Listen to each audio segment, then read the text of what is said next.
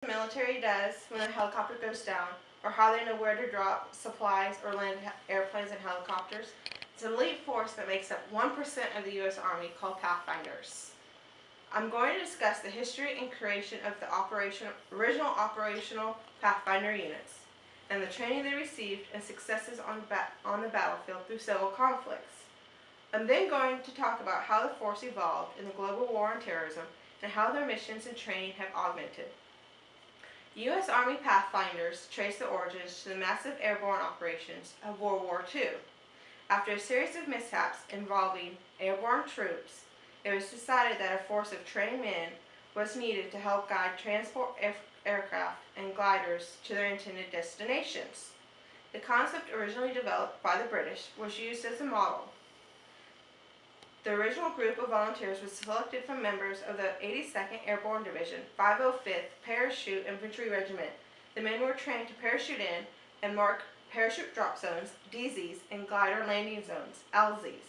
The Pathfinders would use colored lights, flares, panels, and smoke to mark the DZs and LZs.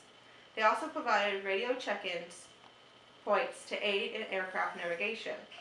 The experimental Pathfinder group was first used during the Allied invasion of Sicily in 1943. Pathfinder teams jumped in ahead of the main assault force. The teams marked drop zones and set up radar homing devices to guide aircraft to their targets. The next large-scale use of Pathfinders teams occurred during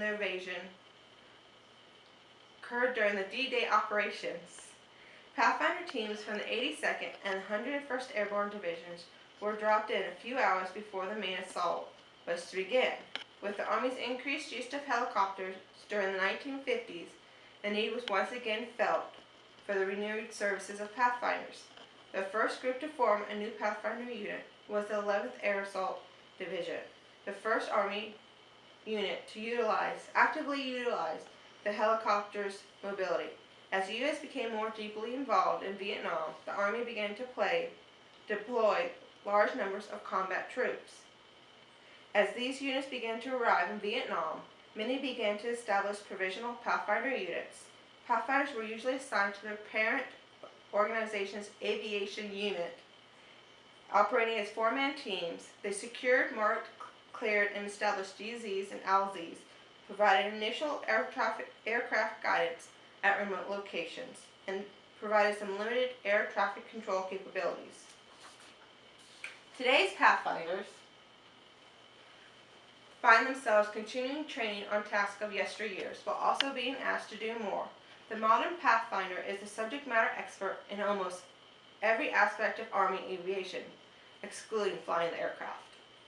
They are still responsible for helicopter landing zones, air traffic control, sling loads, air insertion, aerial gunnery, and the most important task that a Pathfinder finds themselves doing? Personal recovery and down aircraft recovery. When you're watching the news at home and you see a helicopter that's gone down, it's the Pathfinders that have gone in and secured the location, rescued the crew, and salvaged the airframe by sling loading it out. Doing all this while sometimes coming into contact with the enemy. Pathfinders use multi-echelon training strategies, incorporating several tasks at one time.